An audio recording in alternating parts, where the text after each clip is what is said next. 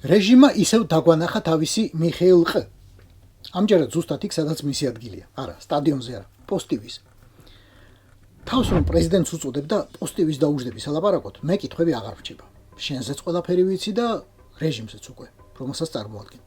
ამის შემდეგ სალავიოვის გადაცემაში მონაწილეობა ამხოლოდ, უფრო ღრმად უკვე ვეღარ ჩაქვესკნადები. მიხეილ ყ-მ მთელი საათი ილაპარაკა და რომ გითხრათ, რამე საქმიანი თქვა მეთქი, უნდა მოგატყუოთ. მე კი არ მინდა თქვენი მოტყუება და შეგიძლიათ მე თავად უსმინოთ შალავა ვიზიაზე თანამედროვეობის ამ ციცერონს.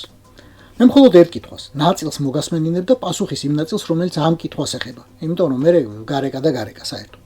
ჩვენ ხომ არ უნდა გადავხედოთ ასევე ჩვენი უსაფრთხოების ფილოსოფიას ზოგადად, რომელიც დღემდე მიბმული იყო, ერთმნიშვნელოვნად იყო მიბმული იმაზე, რომ ნატო აგრძელებს გაფართოებას, ჩვენ ადრე თუ გვიან ამ ნატოში შევალთ. Ნამგზავრდით გავართ, რომ ჩვენ არ შეიძლება ვინმეზე ან რამეზე დამოკიდებული ვიყოთ. ეს არის ჩვენი მთავარი мотиваცია. ხა იმ ისტორიის გახსენება აღის, რა მონაწილეობას ვიღებდით, ხო? ნატოს მისიებში რა დამოკიდებულება გვქონდა. ეს ჩვენზე არ იყო დამოკიდებული, ჩვენ უნდა გვეთქვა ხო ან არა ნატოში გაწევრიანებაზე, ხო? ეს დამოკიდებული იყო ნატოზე, რომელმაც ამდენი ხნის განმავლობაში ჩვენ მოლოდინის რეჟიმში დაგვტოვა. პოლიტიკა უნდა დამთავრდეს საქართველოში ვინმეზე დამოკიდებულების და ეს ნელ-ნელა მილევადი არის. ქოცური დამთავრნი ახლა ქართულად. მარჯვენა ქოცმა კითხა, ეს ნატო როდემდე უნდა გვეწეროს კონსტიტუციაში, რომ აღარ დადგა დრო, რომ ამოვშალოთო. მარცხენა ქოცმა პირდაპირ ვერ თქვა, ჯერ ვერ თქვა, უნდა ამოვშალოთო, მაგრამ მიიკიბა და მოკიბა. ჭორვილადან მოსკოვის გავლით აბასთუმნამდე იბოდიალა და საბოლოოდ მაინც იქ მივიდა.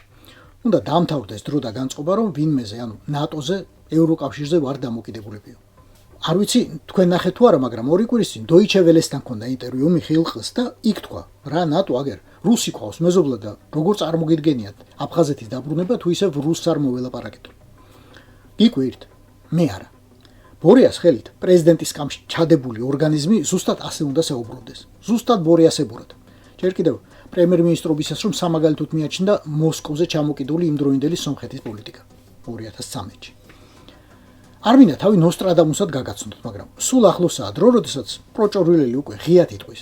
არ გვინდა არც ევროკავშირი, არც ნატო და ბარემ ამოვშალოთ კონსტიტუციიდან 78 მუხლიო. მერე თუ ვიღაცები აყვირდებიან და სეირის ყურების ხასიათზე იქნა დიდი ხაზეინი, რეფერენდუმსაც დანიშნავს, რომელსაც ოპოზიცია ბოიკოტს გამოუცხადებს და უკვე რეფერენდუმის ზალით იტყვის უარს დასავლეთში ინტეგრაციაზე. ნუ ახლა თლად შალავა ვიზია თუ ითხოვს, მაგათი მოთხოვნა ხო რეალურად სიგნალია და მაგ სიტყვას ვეღარ გადავლენ.